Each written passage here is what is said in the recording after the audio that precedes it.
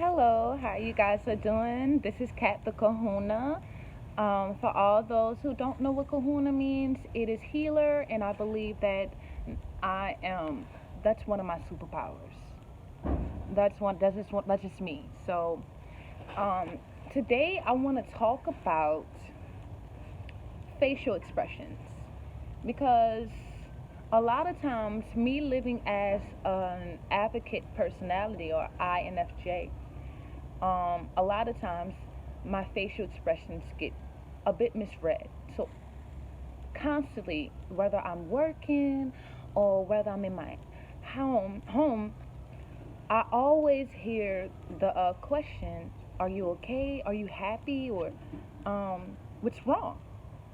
And usually, I'm not able to detect something and blame something as something being wrong. So it's not that the fact that it's anything is wrong with me or I find a problem, within my environment is wrong. It's just that I innately have like this resting face and this contentment with myself, but it doesn't mean that I'm unhappy or I'm unpleased. Um, a lot of times I find myself trying not to panic. And panicking for me looks like this. So, whenever I'm in a certain environment where there's a lot of people, because bear in mind, it's like I'm scanning the whole room and I'm scanning my environment.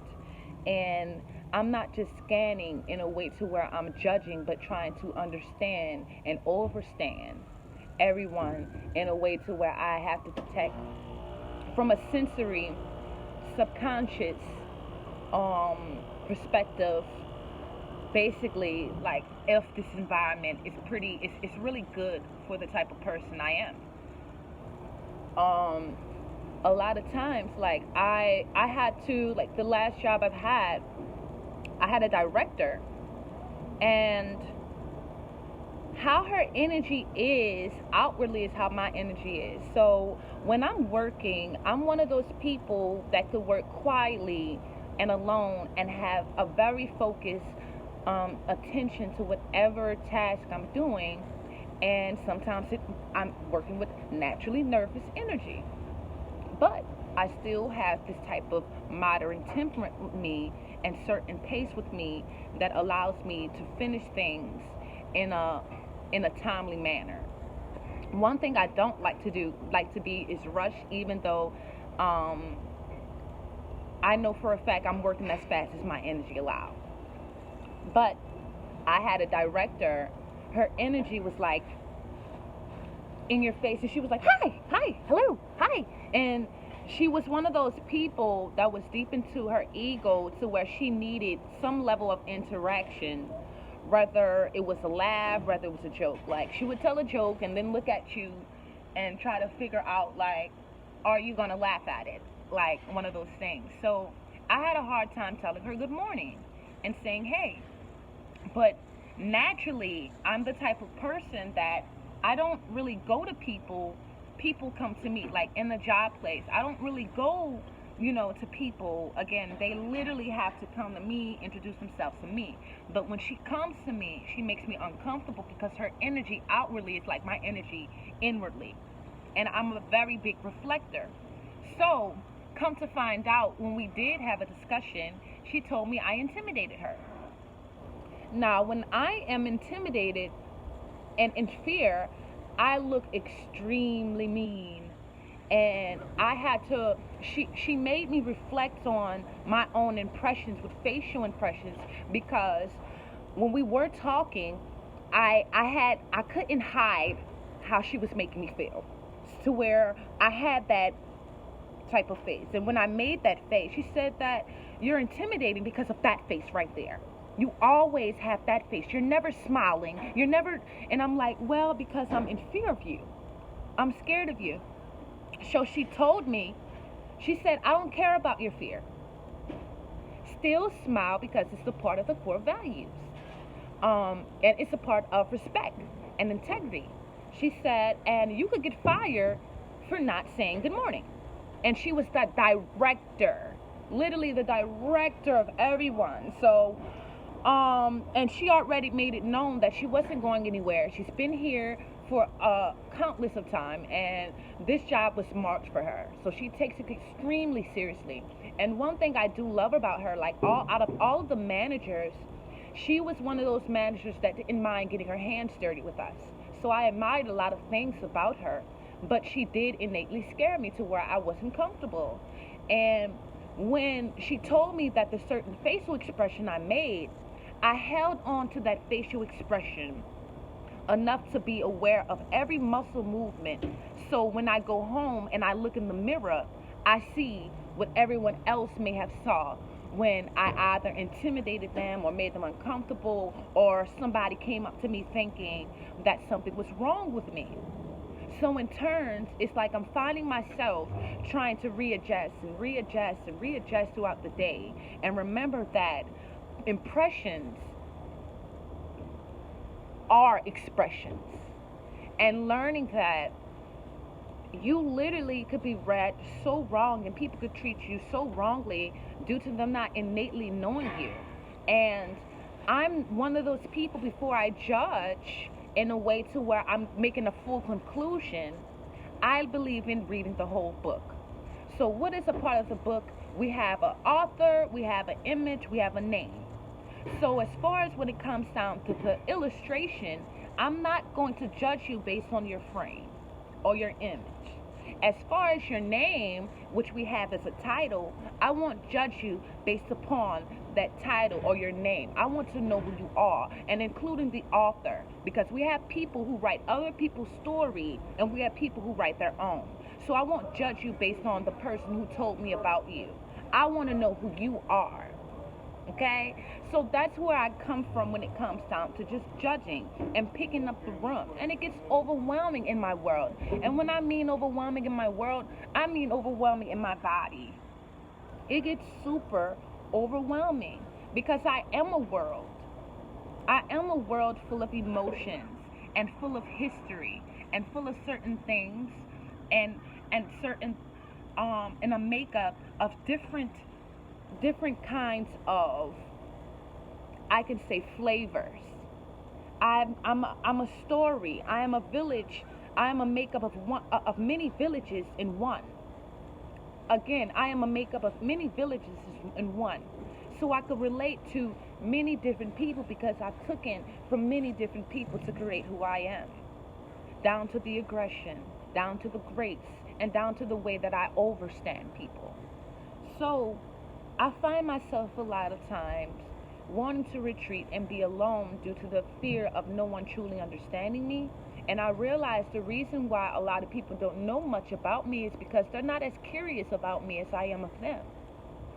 And I would love for some people to know my story and ask me about my story so they can understand that the type of loving up person I am, it took a hard fight.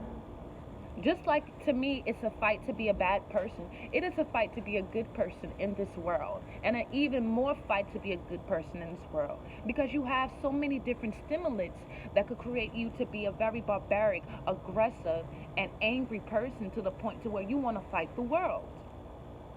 And I realize when it comes down to the devil, I realize why God loved the devil still, because he understands that the devil became who he was in nature. It takes a village to even raise a devil.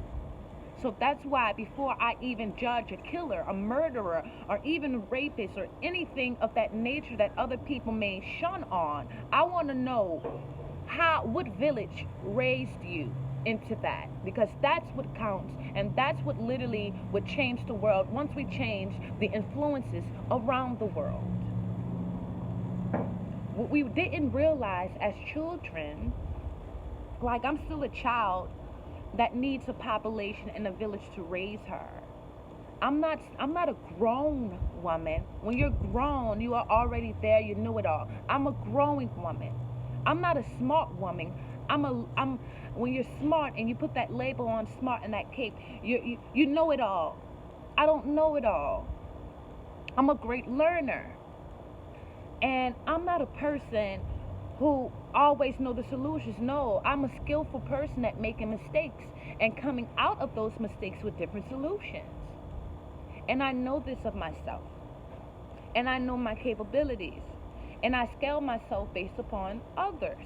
I do. Because what I had to truly register and realize, even though I want to save many people as much as I can, because I cannot help the fact that I feel sorry for those who are dealing with certain mental disorders, who are dealing with certain aggressions, who are angry, or who have dealt with situations to where they needed to be evil in order to survive.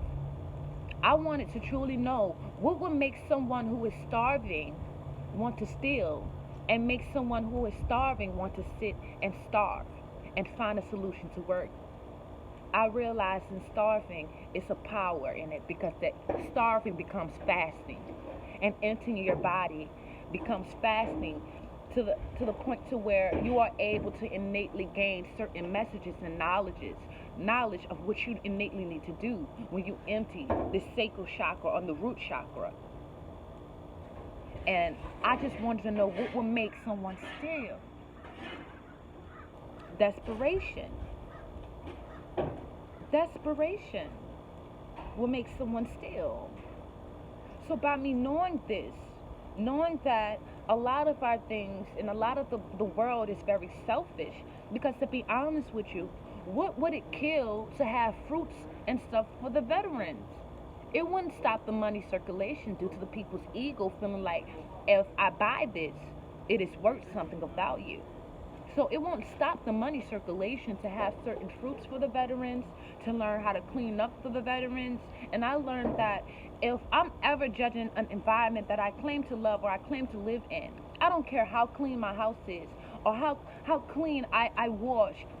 When I go out into that world and I judge that world and I judge that environment of being ugly, in return it judges me. Because I have a vehicle that can change my environment and can clean that environment to where everyone else could be happy and healthy and they can really thrive. And this is the way that I think. And one day, once I get in a situation to where I am comfortable in my skin enough to where I show the world who I am, because I'm comfortable in my skin to where I love myself naturally. I love myself in many forms, because I believe that I don't care if the shirt was $2. I determine the value once I put it on. I don't care if the shirt was $200. I determine the value once I put it on, and how my character is within the shirt determines my value in return. And I just believe that a lot of times it goes with, again, like I said, expressions. I get read super wrong. And a part of me understands that some people learn from memory and learn from comprehension. Have you ever wondered how someone could tell you exactly what you said, word from word, but then they could have a whole different spin? Versus someone who not only remember what you said, but could tell you in a different way what you said. That is a different form of comprehension. So just me learning about just being okay with being odd, and being okay with honestly not always being read, but learning too for myself to realize that first impressions is a thing, and in order to make people comfortable, they usually are comfortable with the image you have shown them in first impression. And a lot of people would not allow you to be, down in who you are. And I know for a fact I'm not good with taking criticism, because criticism sounds so much like bullying. I've been bullied all my life, but I've learned that I must learn that destructive criticism still comes from a place of someone understanding your potential, just like constructive criticism. But I do know for a fact that certain people at a certain time and day cannot take the destructive route. They may take the constructive, and I realize I'm interchangeable within that nature. When I could take certain people giving me destructive criticism, like if it's an elder that I fully respect and fully regard as having this ultimate knowledge, and I see myself as someone who wants to be influenced in this way and have this type of temperament that they have, I'm going to shut the fuck up when I hear destructive criticism from somebody I know for a fact is looking at me as if I was really them, versus someone giving me destructive criticism as form of being over me and not relating. So I'm just learning that mistakes are okay. It's okay to be misread, but also work on yourself enough to know that still try to smile. And I find my way is always giving people reassurance. And at this time, I'm learning to be okay with giving people that reassurance. I'm okay. I'm okay. I'm okay. You know, and it could be hard at times, but I'm learning to create that balance. I am, and a lot of times being the most considerate person could literally be a freaking burden at times, because when they see that you can handle the world, they're willing to dump even more worlds on you. But people need to understand, with a personality like mine, I am both strong and I'm also weak. I am both strong and I'm also weak. And even though, yeah, I'm very good, but I'm also bad. And the reason I say so is because if I haven't practiced enough self-discipline and I allow the influence of people to continue to pick with me, eventually I will react in a very barbaric way. And that doesn't make my hands as clean as theirs. It doesn't. So I'm just learning to learn and to be okay with learning and to understand facial expressions is a form of communication, because somebody has created an image of you and they just want to see that image of you. And I realize I have a beautiful smile, so why would I even be mad at someone not wanting me to smile, or having an issue with me not smiling, or feeling as if, hey, something has to be wrong because I'm so used to seeing that big, beautiful smile. So I'm learning. And I'm learning mistakes are okay, and I'm going to make fabulous mistakes. And I'm learning that the people that I love are those who love me naturally. I won't have it any other way. If you don't love me when I'm in my braids and in my plaits and in my degular shirt, or just naked, if you can't love me that way, it's fine. But I want to be loved, and I want people like that up close to me. You don't even have to be up close to me if you don't love that way, because I love people like that. That's how I love people. I see your value when you are naked. I see your value when it comes down to flaws, and I don't try to judge people, because I've had help. I've had given help and received help from many calibers of people, whether they were homeless, whether they were innately murderers, or whether they were people who were in like just felt like they were horrible people. Anybody who exhibit hate, because blasphemy has nothing to do with just being gay. Blasphemy having to do with causing hate. That is the definition of blasphemy. Anything that causes hate. I cause hate. And I've been helped by so many people to the point to where I can't judge a stripper. I've stayed with strippers. And I actually learned their story. And I actually learned the fact that half of the time when you're in that culture, you're going to look down on those who have looked down on you. And those who have truly isolated you and felt like you weren't even a part of that. That's the makeup of almost everybody's story. And when it comes down to denoting something, even if you are a black man that have a hate for black women, even though I don't agree with that, because as a black man, I feel like, again, people are looking at this whenever you even say you hate black men, period. But I realize a place where it comes from, being hurt by those people.